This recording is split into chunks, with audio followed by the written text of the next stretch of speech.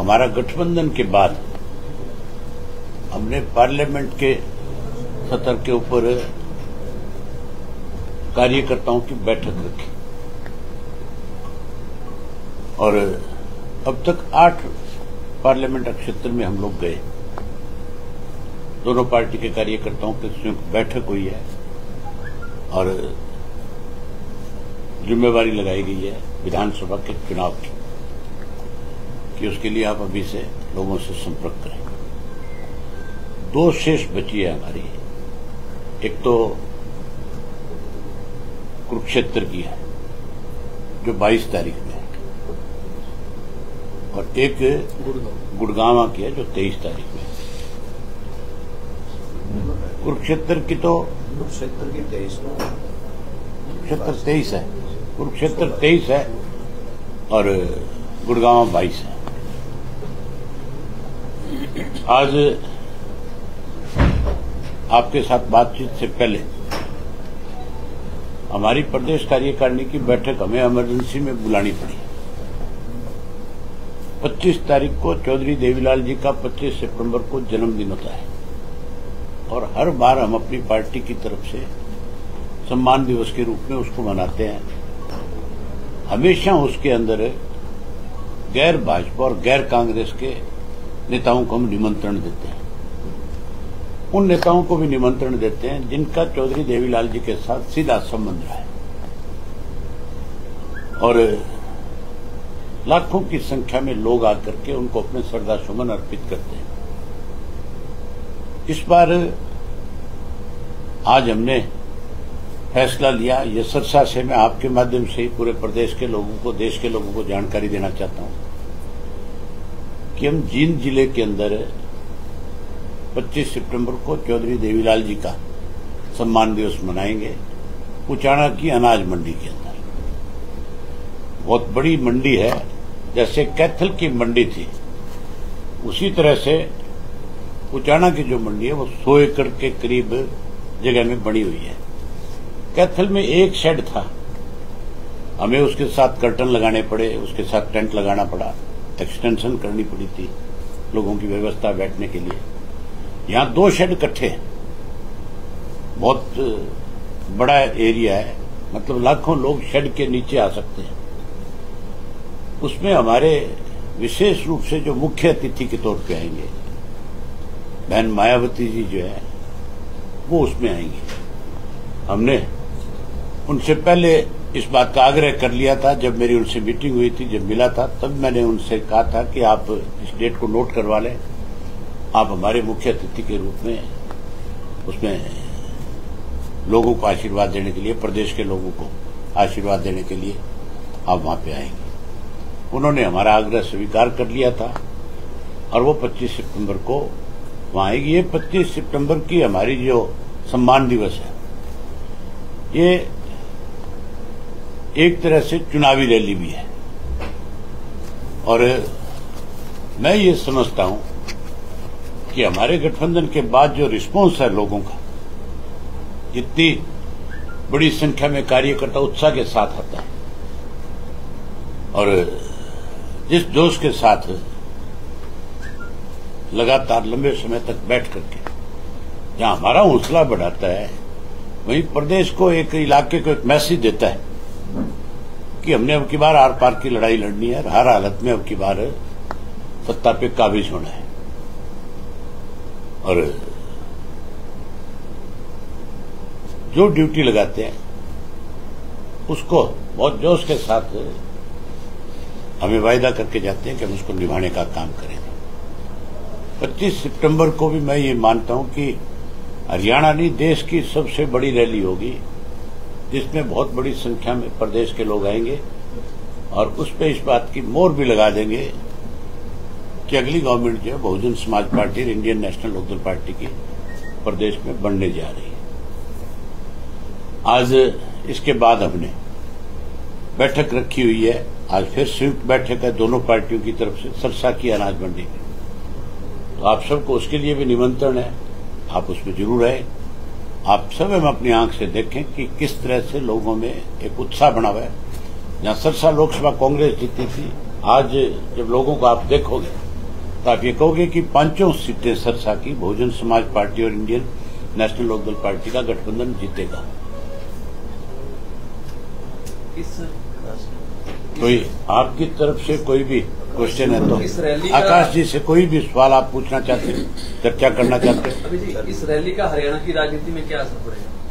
मैंने बताया ना आपको कि इस रैली के बाद सारा माहौल बदल जाएगा और हर हालत में हर आदमी की जुबान पे चर्चा आ जाएगी कि सरकार बहुजन समाज पार्टी और इंडियन नेशनल लोकदल पार्टी की बनने जा रही है। अभी सिंह कितनी सीटों में आपका समझौता हो रहा है? हमारी सारी सीटों पर समझौता है। नहीं, आप अलायंस में लड़ रहे हो तो इसका तो आपने खबर पढ़ी नहीं, इसका मतलब? पढ़ी। हाँ, तो पढ़नी चाहिए, फिर काहे के पत्रकार वार। तो बताओ तो सही, आप बता सकते हो। 53 और 37 की है। मौके की बात का ध्यान रखना चाहिए, तो पत्रकार साथी है। अगर जी क्या बड़े मुद्दे निकल के आ रहे हैं, जैसे सीएम लगातार घोषणाएं करते जा रहे हैं। आप ये देखो, चीफ मिनिस्टर जो है हमारी नकल कर रहा है।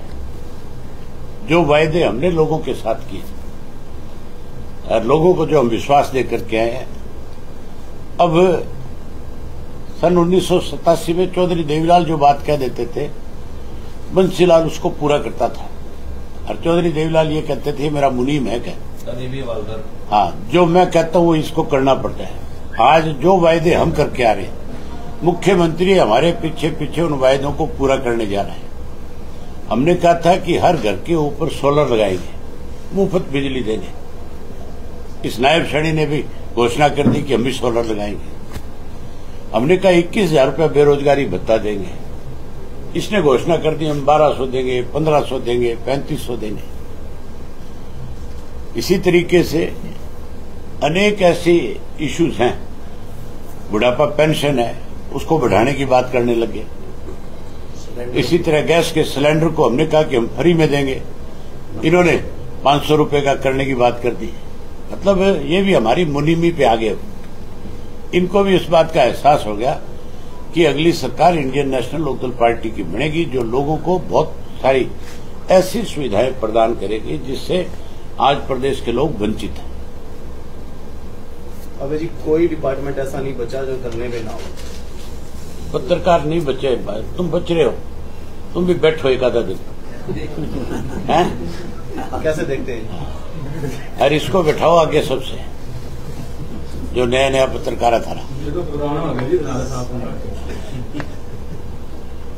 एक नीतीश कुमार जी को रैली के अंदर कोई कॉल करोगे? मैंने बताया ना, गैर भाजपा और गैर कांग्रेस सिर्फ उन नेताओं को बुलाऊंगे। उसका मतलब आपको समझना चाहिए, ना तो हम इंडिया गठबंधन के किसी को बुलाएंगे और ना ही भाजपा का जो गठबंधन है एनडीए और इंडिया, दोनों में से किसी को नहीं बुलाएंगे।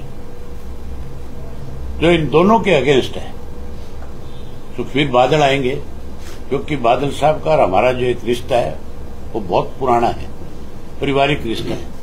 और हम तीनों पार्टियों का गैर भाजपा और गैर कांग्रेस की लड़ाई है। आप आनंद साहब से पूछें, मैं तो रोज आपके बीच में रहता हूँ। आकाश जी से बात करो। आप और मैं तो रोज ही मिला कि एक दूसरे को। आप पहली दफा हरियाणा में आए, आपको कैसा महसूस हो रहा है? नहीं, देखिए, हरियाणा में हमारा पहले भी आना रहा है और सिरसा में हमारा बेशक से पहली बार आना हुआ है। तो आज उम्मीद है कि जब हम मंडी में अपना प्रोग्राम करेंगे तो वहाँ पे हमारे सभी दोनों पार्टियों के कार्यकर्ता जो हमें मिलेंगे, उनसे बहुत वार्म वेलकम मिलेगा। और मुझे पूरी उम्मीद है कि आज यहाँ से जो श्री अभय सिंह चौटाला जी ने अनाउंस किया है 25 तारीख का जो प्रोग्राम है, उससे हमारे सभी कार्यकर्ताओं को एक बहुत अच्छा मैसेज जाएगा। और जैसा सर ने बताया कि अब आने वाले विधानसभा आम चुनाव में यहाँ से आगमन हो गया है कि हम इनेलो और बसपा गठबंधन की सरकार बनने जा रही है। आप उत्तर प्रदेश से संबंध रखते हैं, तो वहाँ के हालात कैसे हैं? बीजेपी सरकार है। देखिए, यूपी का जो माहौल है वो तो आई थिंक वहाँ के कार्यकर्ता और जो हमारे वहाँ के पार्टी के सभी लोग हैं, वरिष्ठ लोग हैं, वो वहाँ पे संभाल रहे हैं। भाजपा यूपी नहीं पूरे देश में, जैसे यहाँ हरियाणा में भी है, बहुत बुरी तरीके से इस बारी बाहर होने वाली है सत्ता से। और जिस तरह उसने यूपी में लोगों को परेशान किया, उसी तरह यहाँ हरियाणा में भी काफी ज्यादा हमारे किसान भाइयों को और हमारे दलित और पिछड़े समाज को उसने परेशान किया है। जी। लगता है कि यूपी से बीजेपी आउट हो गई है? लगता नहीं है। आने वाले विधानसभा चुनाव में उसको भी एकदम बाहर कर दिया जाएगा, जैसे यहाँ पे अब ये गठबंधन हरियाणा में उसको बाहर करने जा रहा है। हालांकि यूपी वाले हालात हरियाणा में हो रहे हैं, लॉ एंड ऑर्डर के जी, सरेआम फिरौती, सरेआम कत्ल आप देख ही रहे जी। तो यहाँ पे खाली कत्ल और ये जो गुंडागर्दी है वही नहीं, जो सबसे बड़ी प्रॉब्लम है यहाँ पे ये जो नशे की है, यहाँ पे भी अब नशा चरम पार कर चुका है। तो उस पे भी अभय जी ने अपनी पिछली मीटिंगों में खूब उस पे बात करी है कि जैसे ही सरकार बनेगी तो इन सब मुद्दों को सबसे पहले एड्रेस किया जाएगा, ताकि हमारा युवा जो है इन सब गलत चीजों से बचे और अपने भविष्य को सुरक्षित करे। जी। इससे पहले भी आप कई जिलों में जा चुके हैं जी, किस तरह का समर्थन देखते हैं हरियाणा में आप?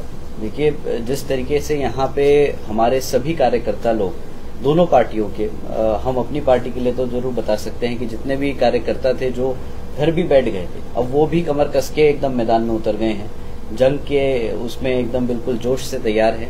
और इस बार सबने ठान ली है कि इस बारी तो एनएलओ और बसपा की गठबंधन की सरकार को बना के ही दम लेंगे। आप जो बीएसपी पार्टी के कार्यकर्ता हैं उनको क्या संदेश देना चाहेंगे? देखिए, हम बस अपने सभी कार्यकर्ताओं से बोलेंगे कि इस आने वाले विधानसभा आम चुनाव में हमारे एनएलओ के सभी कार्यकर्ता, सभी समर्थकों का साथ दें, और जहां जहां हमारे एनएलओ के प्रत्याशी लड़ रहे हैं उनको पूरी बहुमत से जिताने का काम। जी, ठीक है। अच्छा, थैंक यू। अब आ जाओ सारे।